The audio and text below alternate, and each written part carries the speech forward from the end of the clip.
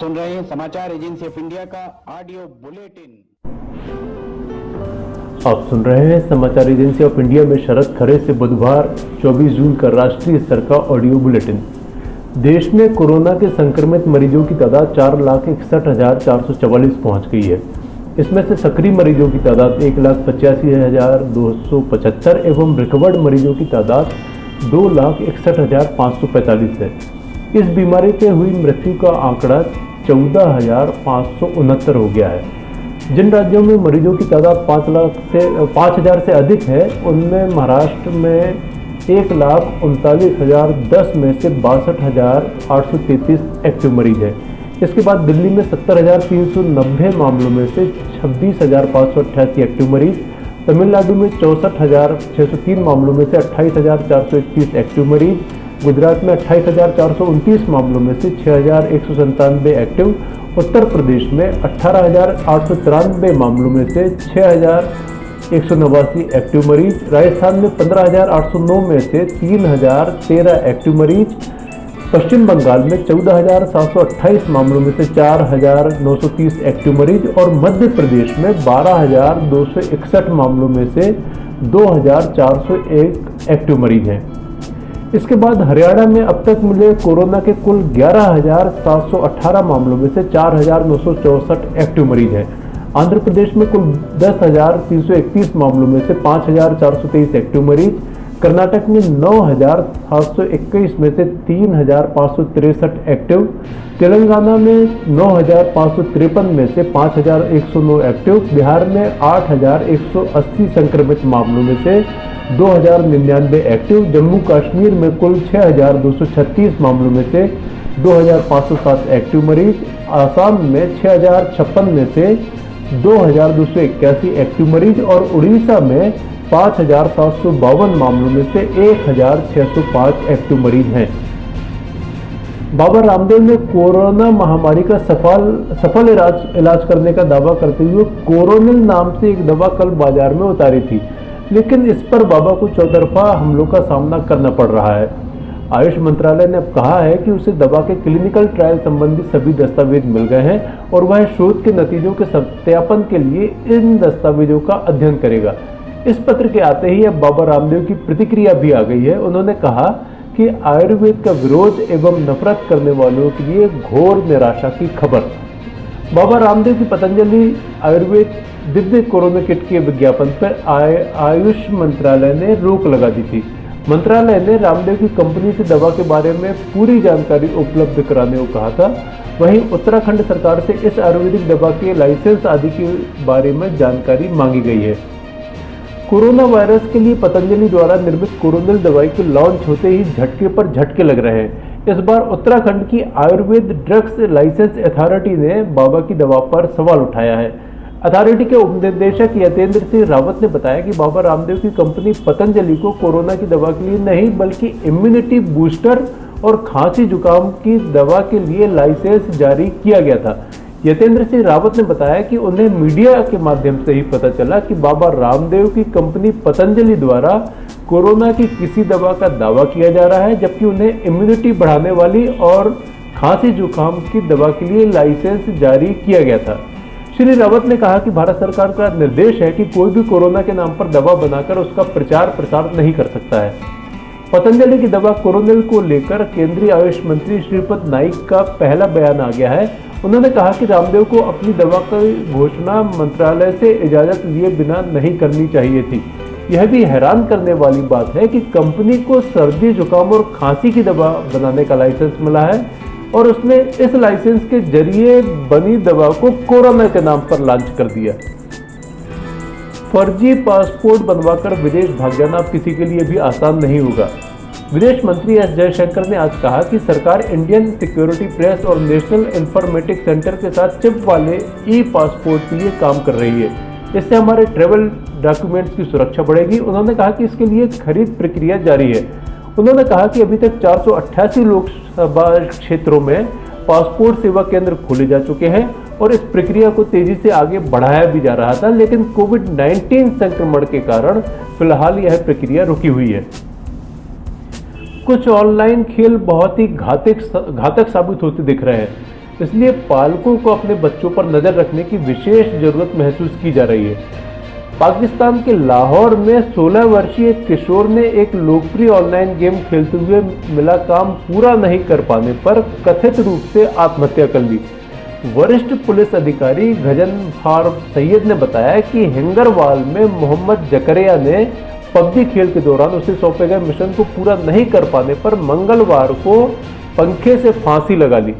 उसने हाल ही में 10वीं की परीक्षा दी थी। पुलिस अधिकारी ने कहा कि यह विशुद्ध रूप से लत का मामला है, क्योंकि यह लड़का दिन में घंटों पबजी गेम में लगा रहता था। उसके पिता ने भी इस बात की पुष्टि की है। पाकिस्तान के पंजाब प्रांत में ऑनलाइन गेम से जुड़ी यह चौथी आत्महत्या बताई जा रही है। समाचारों के बीच में हम आपको यह जानकारी भी दे दें कि मौसम संबंधित अपडेट जानने के लिए समाचार एजेंसी ऑफ इंडिया के चैनल पर रोजाना अपलोड होने वाली वीडियो जरूर देखते रहें। कांग्रेस पार्टी पर परोक्ष हमला करते हुए भारतीय जनता पार्टी के अध्यक्ष जगत प्रकाश नड्डा ने कहा है कि देश द्वारा नकार और ठुकरा दिए गया परिवार समूचे विपक्ष के बराबर नहीं है। उन्होंने कहा कि किसी एक परिवार का हित भारत के हित में नहीं है। ट्वीट के माध्यम से उन्होंने कहा कि राष्ट्र एकजुट है और हमारी सशस्त्र सेनाओं का भरपूर समर्थन कर रहा है। यह समय एकता और एकजुटता का है। श्री नड्डा ने कहा कि प्रश्न पूछना विपक्ष का अधिकार है और सर्वदलीय बैठक में स्वस्थ चर्चा के दौरान अनेक नेताओं ने कई महत्वपूर्ण सुझाव दिए। भाजपा अध्यक्ष ने कहा कि इन नेताओं ने आगे की दिशा तय करने के लिए केंद्र का पूरा समर्थन किया, लेकिन केवल एक ही परिवार अपवाद था। भारत चीन के बीच 5 मई के बाद से अब तक तनावपूर्ण माहौल बना हुआ है। इसी बीच जनरल वीके सिंह ने भारत और चीन के बीच पूरे विवाद को विस्तार से समझाया। वीके सिंह ने नमो ऐप के जरिए भारत चीन के हर पहलू पर विस्तार से जानकारी दी है। वीके सिंह ने बताया कि भारत चीन का मसला आज़ादी के बाद से ही चला आ रहा है। आज़ादी के बाद भारत अपनी स्थिति परिस्थितियों से निपट रहा था, तभी वहीं चीन घात लगाए बैठा हुआ था कि कब वो भारत की सीमा पर कब्जा करे। उन्होंने कहा, भारत की जो सीमाएं थी वो अंग्रेजों ने तय की थी। चीन ने 50 के दशक में तिब्बत पर कब्जा कर लिया। नेहरू जी ने जवानों से पीछे आने के लिए कह दिया। इससे पहले लहासा के अंदर भारतीय सेना की एक टुकड़ी तैनात होती थी। भूटान के अंदर भी एक भारतीय जवानों की टुकड़ी तैनात रहा करती थी। उन्होंने बताया कि 1962 के युद्ध के बाद नेहरू जी ने कहा कि असम को खाली कर दो, लेकिन चीन असम तक नहीं घुस पाया। 1962 युद्ध की एक खास बात यह थी कि जहां जहां पर भारतीय जवान रहे वहां पर चीन कब्जा नहीं कर पाया था। भारतीय रेलवे सभी नियमित ट्रेनों के लिए 14 अप्रैल तक बुक की गई सभी टिकटों की पूरी बुकिंग राशि वापस कर देगा। रेलवे ने संकेत दिए हैं कि अगस्त से पहले तक नियमित यात्री ट्रेन सेवाओं को फिर से शुरू नहीं किया जाएगा। वर्तमान में रेल केवल 230 मेल और एक्सप्रेस ट्रेनों को विशेष ट्रेनों के रूप में चला रहा है। हालांकि रेल मंत्रालय ने बार बार कहा कि किसी भी मांग को पूरा करने के लिए और अधिक ट्रेनों के संचालन की संभावनाएं बनी हुई है। वर्तमान नियमों के अनुसार यात्रियों को टिकट रद्द करने की आवश्यकता नहीं है। अगर रेलवे ट्रेनों को रद्द करता है और ऑटोमेटिक रिटर्न की प्रक्रिया आरंभ होगी। रेलवे ने नियमित ट्रेन सेवाओं के लिए एडवांस रिजर्वेशन 15 अप्रैल से निलंबित कर दिया था। हालांकि नियमित ट्रेन सेवाओं को 25 मार्च से रद्द कर दिया गया था। कम मांग को देखते हुए रेलवे ने माल ढुलाई पर अधिक ध्यान केंद्रित करने और निजी निवेश के लिए जमीन तैयार करने का फैसला किया है। 24 मार्च की आधी रात से रेलवे की नियमित ट्रेनें बंद हैं। 12 मई से चुनिंदा एसी स्पेशल और 1 जून से 200 स्पेशल ट्रेनों के अलावा कोई ट्रेन नहीं चल रही है। सभी नियमित ट्रेन 30 जून तक निलंबित है।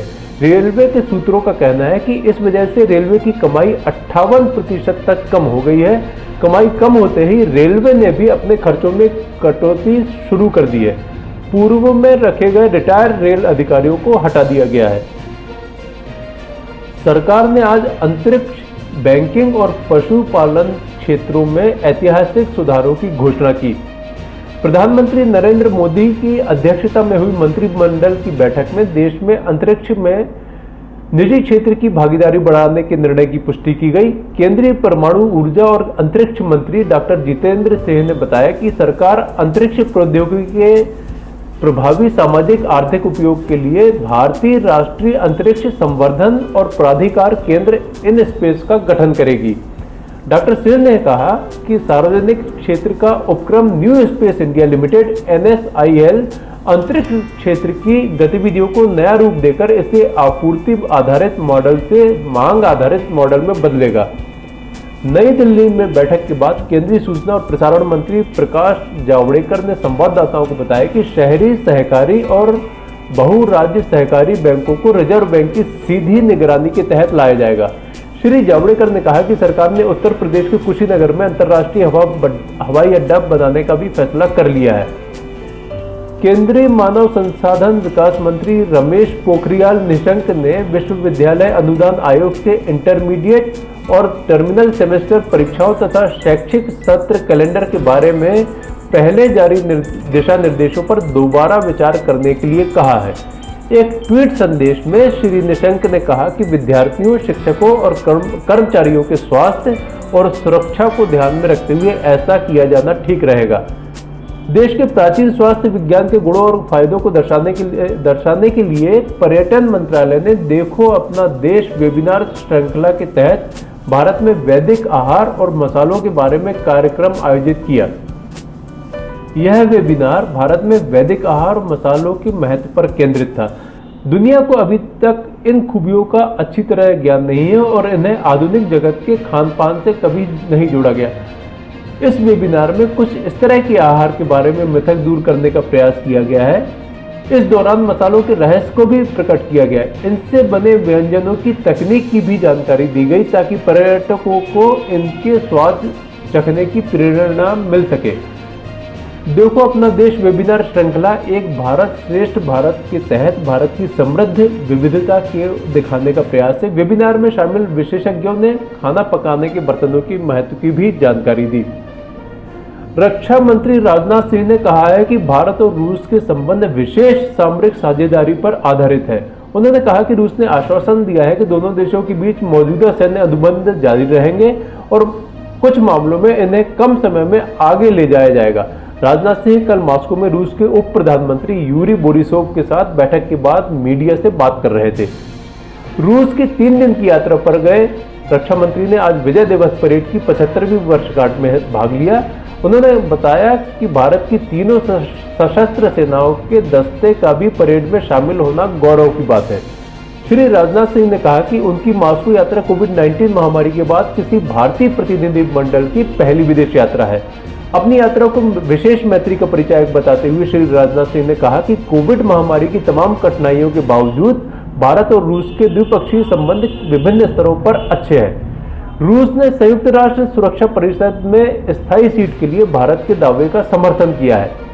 रूस के विदेश मंत्री सर्गेई लावरोव ने कहा कि रूस, भारत और चीन की बैठक में संयुक्त राष्ट्र के संभावित सुधारों पर चर्चा हुई। उन्होंने कहा कि भारत सुरक्षा परिषद की स्थायी सदस्यता के लिए प्रबल दावेदार है। उन्होंने कहा कि रूस भारत की उम्मीदवारी का समर्थन करता है और मानता है कि भारत सुरक्षा परिषद का स्थायी सदस्य बन सकता है। वित्त मंत्री निर्मला सीतारमण ने आज कहा कि बैंकों के सभी कर्मचारियों की सुरक्षा हम सभी के लिए अत्यंत महत्वपूर्ण है।